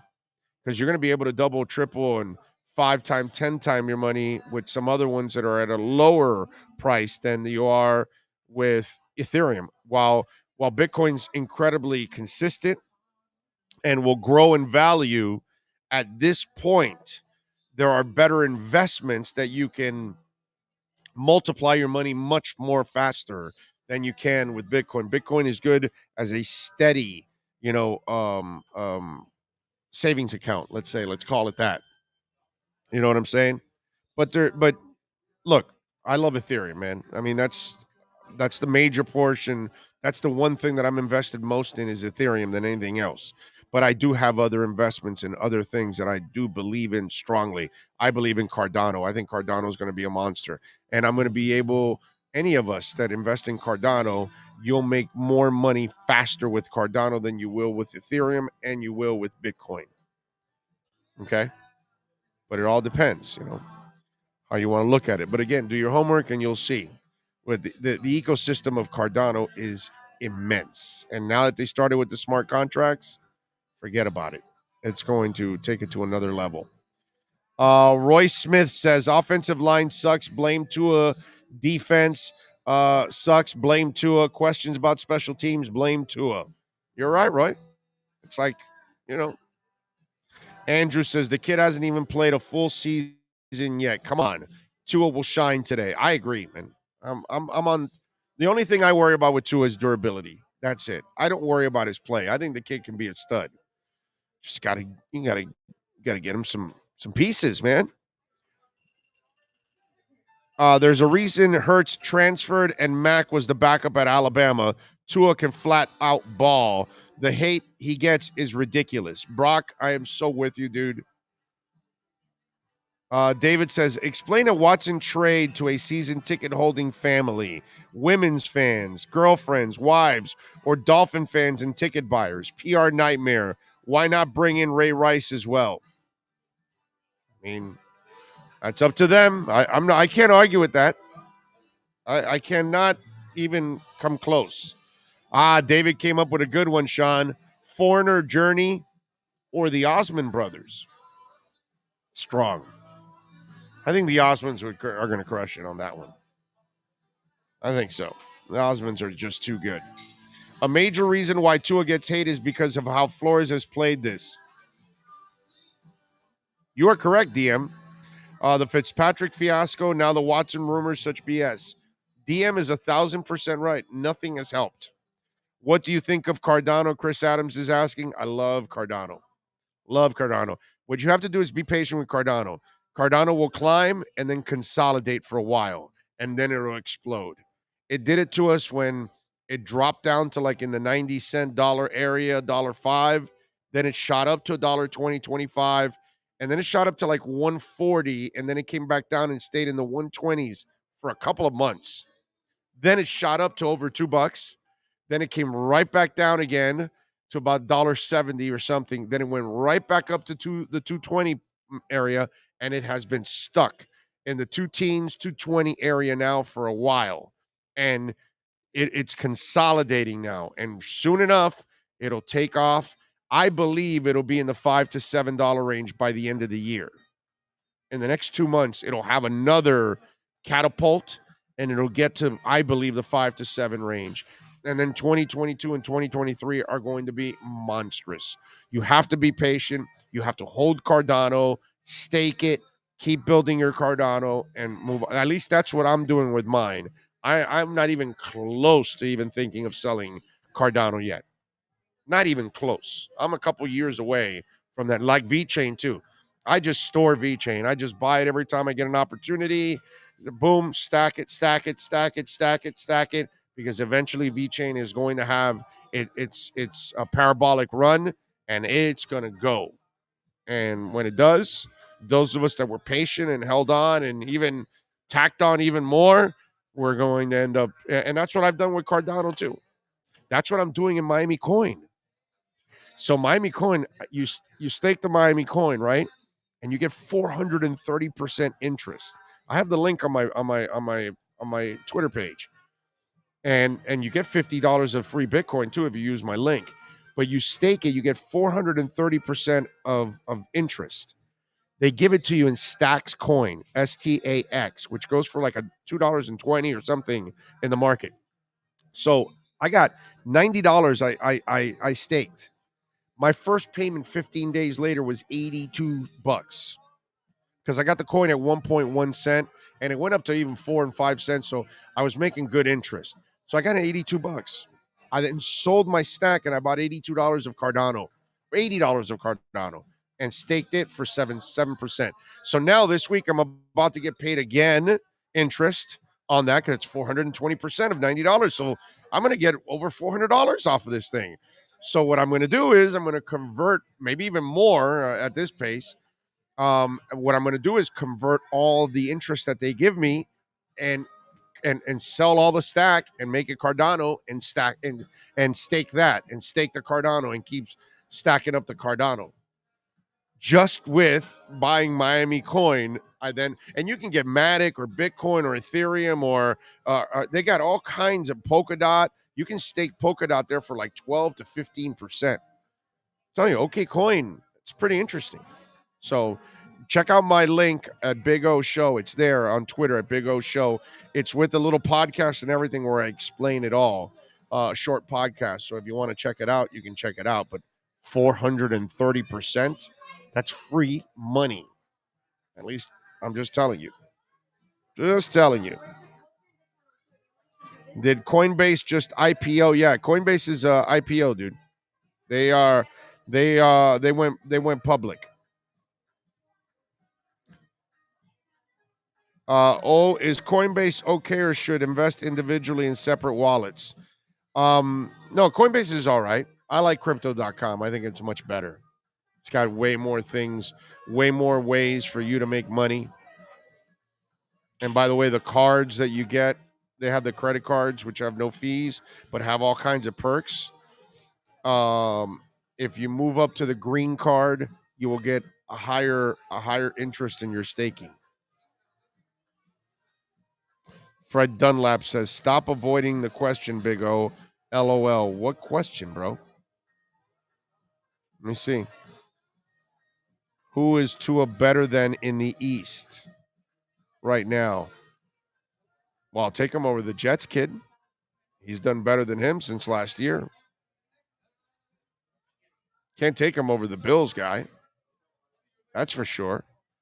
And the New England kid has done well, but he doesn't really score a lot. I mean, right now, see, here's the problem with that question. That there isn't enough evidence on everybody except for Josh Allen. So when we've watched these guys play for 3 years, and when we've watched them actually maybe win big games in big moments and things like that, then maybe we can actually get a feel for them. But right now, none of them have even played one season yet. So to measure where the Patriots, Jets, or Dolphin quarterback is at this point is kind of stupid. But Fred, if you like to get into stupid conversations and compare 3 untested quarterbacks, you can go ahead and knock yourself out, bro, and run around in circles and chase your tail. You know what I mean? These are the stupid-ass conversations that fans get into. You know what I'm saying? And it shows your lack of knowledge. Because Drew Brees did nothing for 3 years. You know, sometimes you can't measure a quarterback in their first few starts. You got to give it a couple seasons. So in a couple of years, ask me that question because we'll have a better feel for where they stand. But right now, you would have measured Josh Allen after his first year. What would you have said, Fred? Because he was worse than Tua. He's worse. In Josh Allen's first year, he was worse than all 3 of these quarterbacks right now. So by your reasoning, how could you measure Josh Allen in the first year? You'd look like a complete idiot. Again, stupid conversations that fans get into. That's all. It's ridiculous. Obviously, you have so much time on your hands, you can argue something that can't be discussed because there's no substance to it. But you go ahead, Fred. Yeah, Big O with the truth hammer. I mean, it's, if you don't want the truth hammer, don't check in on this show. Mac Jones is baby Brady. That's right.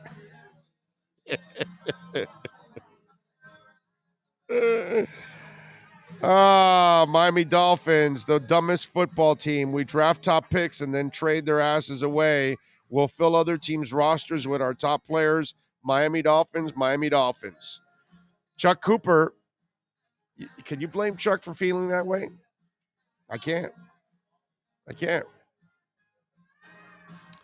Let's see. We're talking this on Football Sunday. Shows where Dolphins are in. This is not why I tune in to Big O. Exactly. Right? It is the crazy stuff. By the way, today will be a lot of fun, or it'll be very frustrating because they're going to attack you through that passing game. They're going to attack you with Pitts. They're going to attack you with Russell Gage, with Calvin Ridley. They're going to attack you with Cordarrelle Patterson. And they're going to attack you with Hayden Hurst also. So the corners are going to be, this secondary is going to be tested, and you've got a Pro Bowl quarterback in Matt Ryan. And let me tell you something. I give Arthur Smith a lot of credit. By the way, can you find out there with D. Orlando where he's at? I give Arthur Smith a lot of credit with Atlanta. I remember when Cordarrelle Patterson was coming out in the draft, and whether I was at the Combine or at the Senior Bowl or whatever, and scouts would tell me, I love this kid. I love this kid. He's so raw, and he was. And he still never really became a great receiver. And he became a special teams maven. I mean, this is a guy that can smell the end zone. He just has the instincts on how to work his way downfield, which is always impressive with him. But what I like about what Arthur Smith has done, he's such a great designer of offenses, which is something that I got to be honest, scares the crap out of me today with the way the secondary has played. But he does such a great job of designing offenses, and he's done a great job of getting even more out of Cordarrelle Patterson than anybody ever has, because most teams have been able to just get him as a special teamer. And then once in a while, occasionally help you as a running back, help you as a wide receiver. Well, so far this season, this man has 41 rushes for 175 yards and a touchdown, 4.2 yards per carry. Receiving, he has 31 catches for 295 yards and 4 touchdowns, 9.4 yards per reception. I mean, really, I'm super impressed with Arthur Smith. Is one of those up-and-coming coaches that what he did in Tennessee was marvelous, man. The way he designed that offense, and he was able to attack the holes of everybody's defense and just design stuff perfectly to set people up and give them an opportunity to have success. He has now been able to start doing that in Atlanta with the talent that he currently has. And Cordarrelle Patterson has never been the guy that you can trust as a wide receiver. And yet he is being trusted to be a major cog of their offense.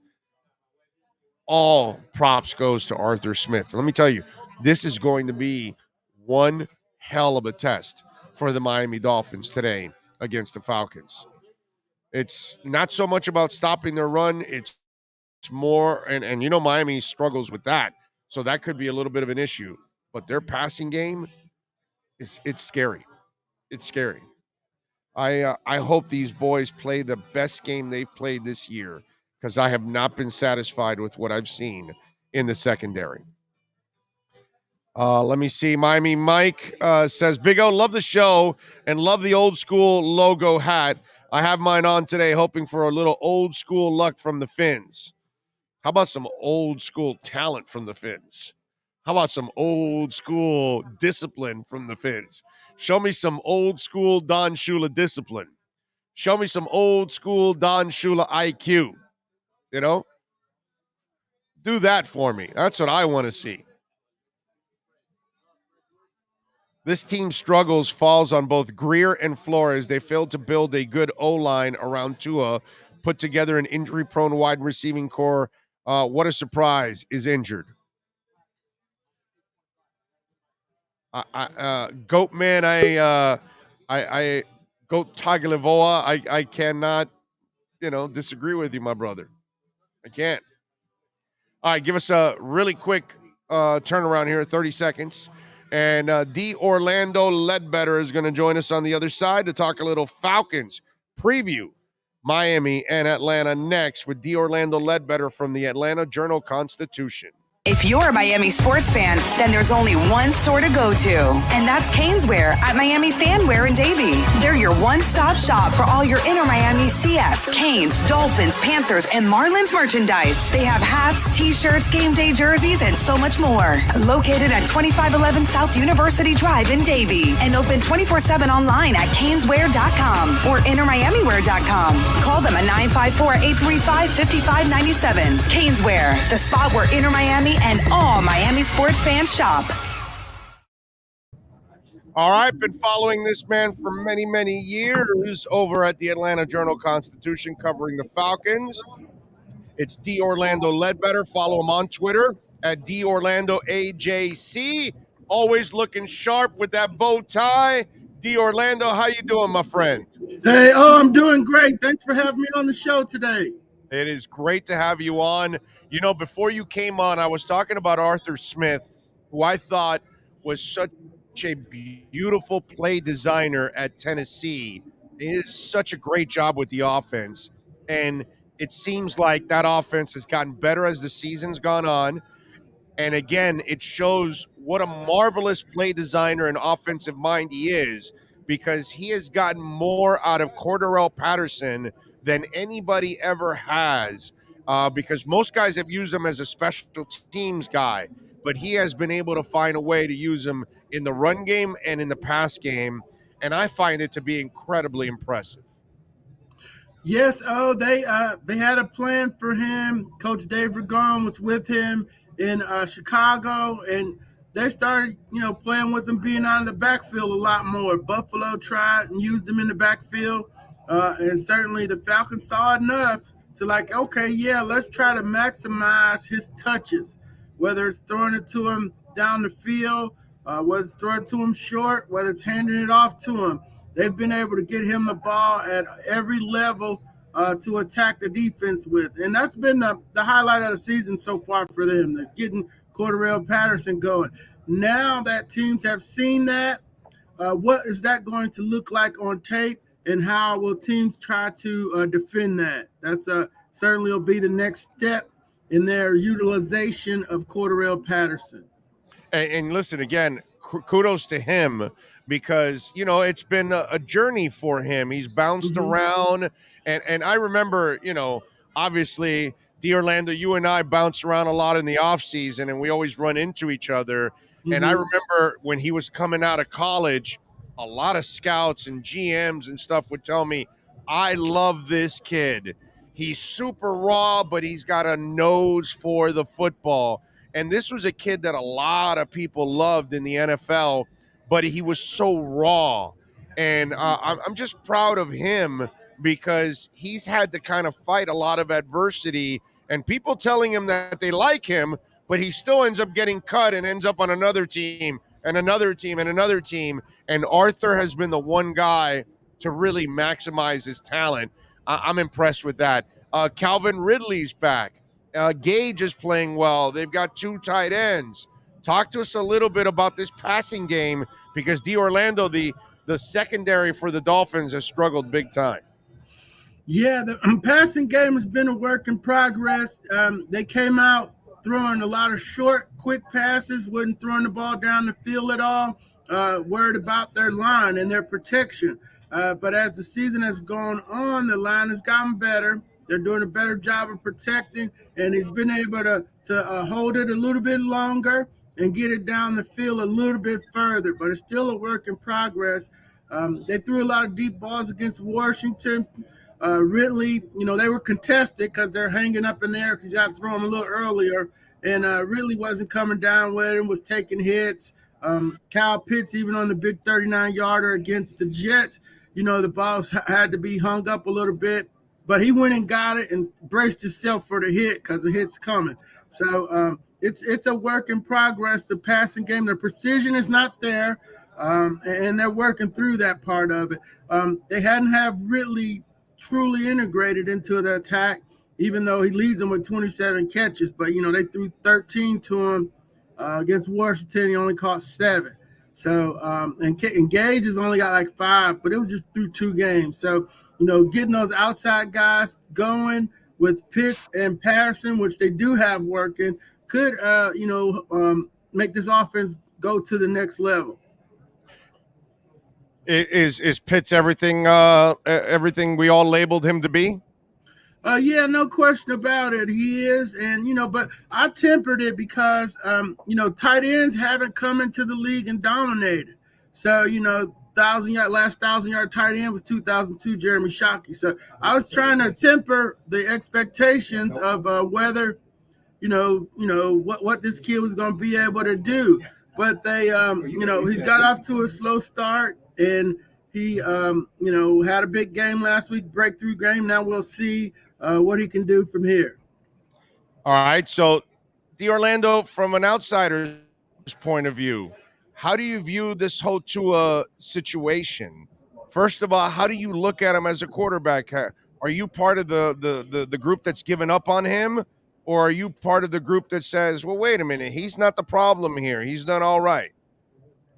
Yeah, he's a talent. Arm strength is one of the issues I hear that I hadn't heard before. Have the injuries taken its toll on him? Have they taken away some of his strength to drive the ball down the field? We know he could read defenses. He was reading them at Alabama. We know he can do the quick game. I saw that here watching practices. But yeah, I'm thinking he's not the problem. As I go over went over the Miami stats this week, against good teams, they were getting pounded, by the Bucks and Buffalo, and some of these other games. The Colts game wasn't quote close either. So that suggests to me that injuries is a factor here. The defense may not be as good as we thought it was in the in training camp and so forth. So there are more issues here and more layers to the situation than just, whether Tua can carry the team or not. What do you think about this Watson mess? Because Orlando, I still have a problem believing that even the NFL is going to allow any kind of a trade to happen, because by chance, if this young man happens to be guilty, you're actually allowing teams to trade what could be labeled a criminal. That would not be a good look for the NFL. So I'm just wondering, what do you hear? Because you've always got your ear on the ground around the NFL.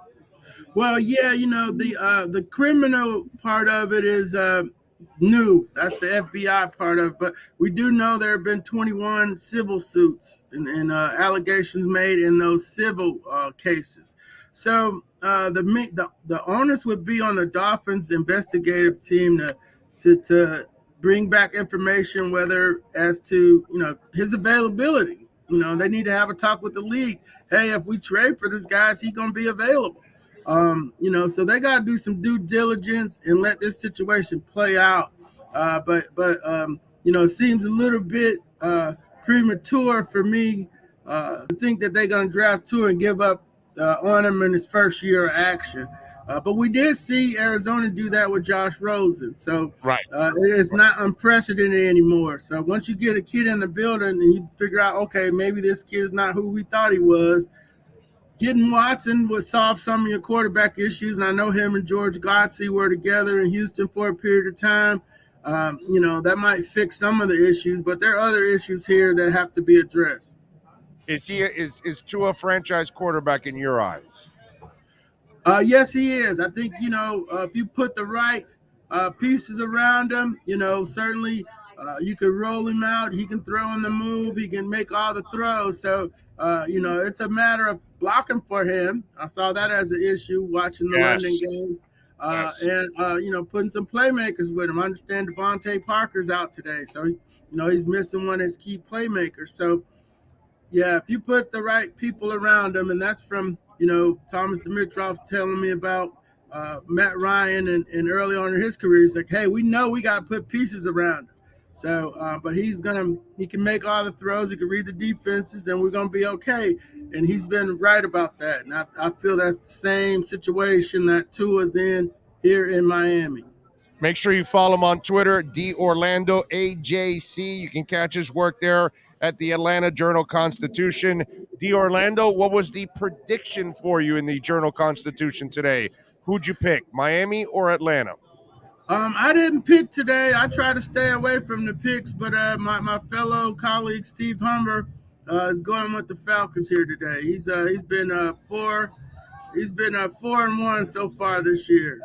All right. So they got the Falcons in the Atlanta Journal-Constitution. Orlando, my brother, thank you for taking some time. As always, I appreciate you. I owe you a cigar. I'll be able to hit the road this year because it looks like I'll be able. Last 2 years, I haven't hit the road because of damn COVID. But I think now with my my shots and my booster, I'm ready to hit the road, baby. I'll see you on the road. All right. All right. Look forward to seeing you on the road, and I'll take you up on that cigar offer. And have a great day. Thank you. You know you will. You be good, baby. There you go. Orlando Ledbetter. He's a good man. We have shared many a cigars down the line with Orlando. He is a good man. I like Orlando. Appreciate his time there. Let's see. What else? Willie Molina says, Ledbetter can come here. I'll take Pops to the red light district. Why are you doing that? Why you got to do that to Orlando? Why you got to get him in trouble in the red light district? By the way, it's Sean that wants to go to the red light district, not Orlando. Not even close. No? I'm fine right here. Okay, all right. I got wings. I got grits. I'm good. Radically says, why do so many Dolphins have groin injuries? That's it. No more sex till the end of the season. Man, I don't know. I never got a groin injury from sex. I got it actually from getting out of a car. I was at a Van Halen concert in Orlando at the Amway Center. I don't know how many years ago. Hey, I'm wearing it right now. I'm wearing a Van Halen shirt actually from 2007. I just thought about that. But it was at the Amway Center. I forgot how many years ago. And man, getting out of the car blew out my groin. I'm in such terrible shape. That thing lasted forever, man. That was with me for like 3 months. Brutal. And groin injuries are just brutal. Remember, we are going to be back here with you for the post-game show as always. We will have all the coverage for you. We will have Flo's press conference, Tua's press conference, and anybody else. We're going to find out, too, what kind of shape. No, I shouldn't say that because I'm sure they're all in good shape. What kind of a toll the London trip took on them. Because those of us that have traveled, and when you've traveled multiple time zones in a short amount of time and then you come back, most of us that know this, when you have to readjust to the time back again, it takes you kind of a while to kind of like feel like you're back to normal again. And I'm wondering, this short trip to London, and what is it, a 5-hour time difference, I believe, how much of that is going to take a toll on these guys in this game today? Because strategically, Brian Flores made a decision. And if you are 5-1, all right, maybe you have some dead legs this week. You don't care. You drop to 5-2. But you're 1-5. Things are bad right now. You've got all kinds of controversy swirling around you with the whole Deshaun Watson thing, the offensive coordinator mess, and now you made this decision. And at 1-5, does this just compound the problem? And do we see a Dolphins team that's out of gas in the fourth quarter? Remember, Atlanta had their bye week. Okay? Atlanta's well rested. They had their bye week. They had an extra week to prepare for what is right now a bad team in the Miami Dolphins. So this is one also that, these are things that this year, I got to say, while I'm a CamFlo fan, and for those of you just tuning in and don't know, I have now called Flo now CamFlo starting this week because while I love what he did the first 2 years, the first 6 weeks has been some of the worst coaching I've seen since Cam Cameron. So he is Cam Flow right now. And while he has the label of Cam Flow, and I'm pissed at Brian Flores right now, and incredibly disappointed in Brian Flores, I still want him to figure it out. I don't want to fire him. I don't want the Dolphins to fire him. I don't want him to fire Chris Greer. I don't want to get rid of Tua. I'm not in for all this change that a bunch of you are in for. I want them to figure it out. But dude, show me something. Show me something, because every week you're adding to the clown show, because that's what the Dolphins have been for 6 weeks. They've been a clown show.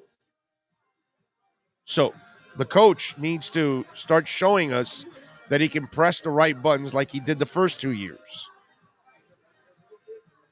Because if this continues, there's no defending firing him at the end of the year.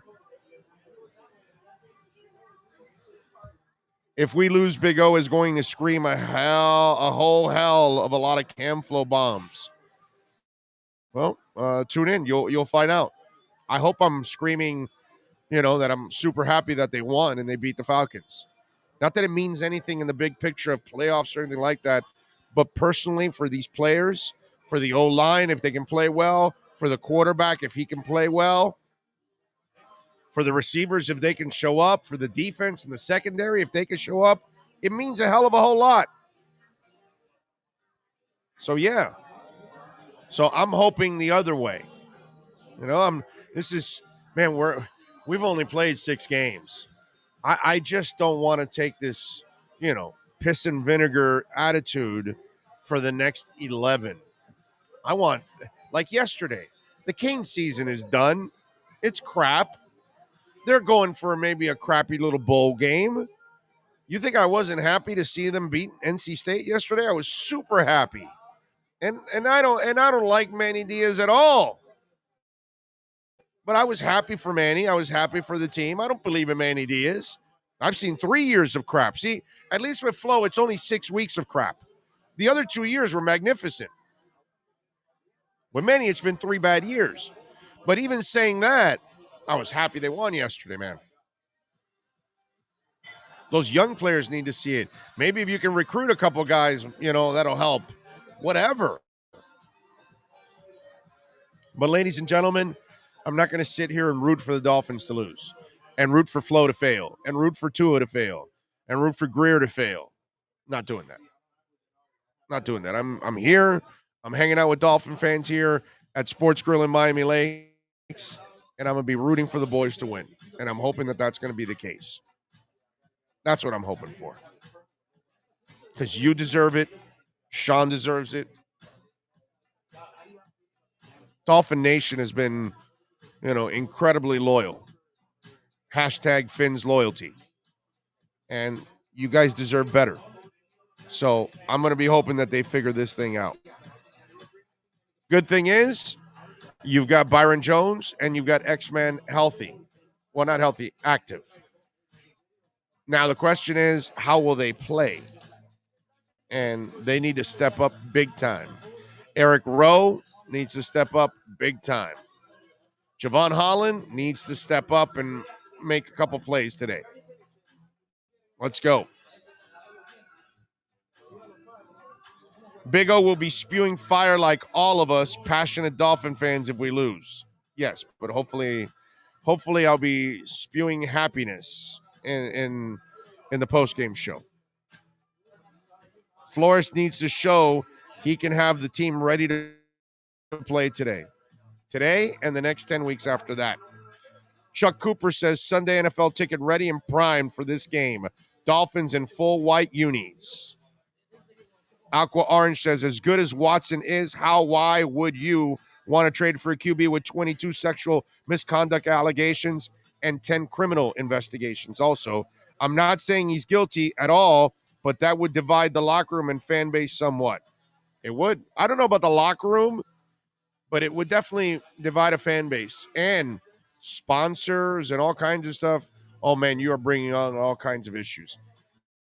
Because the guy has to be found innocent for you to kind of feel somewhat half decent about it, you're still going to feel kind of iffy about the whole situation. Let's not lie to ourselves. Paul Curry says, I feel a win today, Big O, out in Connecticut. I hope we get it, man. Nige says, to save Flores is, he needs to win every game, not going to happen. He's not going to win every game. He's got Buffalo next week, dude. It's going to be hard to win that one, you know? Got a couple really tough games still left. I mean, every game for them is tough. Not even the easy ones can't be considered, even the lesser teams can't be considered easy. Let me put it that way. Okay? All right, let's wrap it up here. We will see you all out there for the post-game show. We'll be back. We'll have Flores' press conference. We'll have Tua, all of that. Remember, you want to make a donation, Cash App or Venmo, Cash Big O Show. That's Cash Big O Show to keep it going and supporting us. We will see you on the post-game show. Let's see if the Fins can defeat Atlanta. Go Miami. Right here, baby. This is the Big O Show.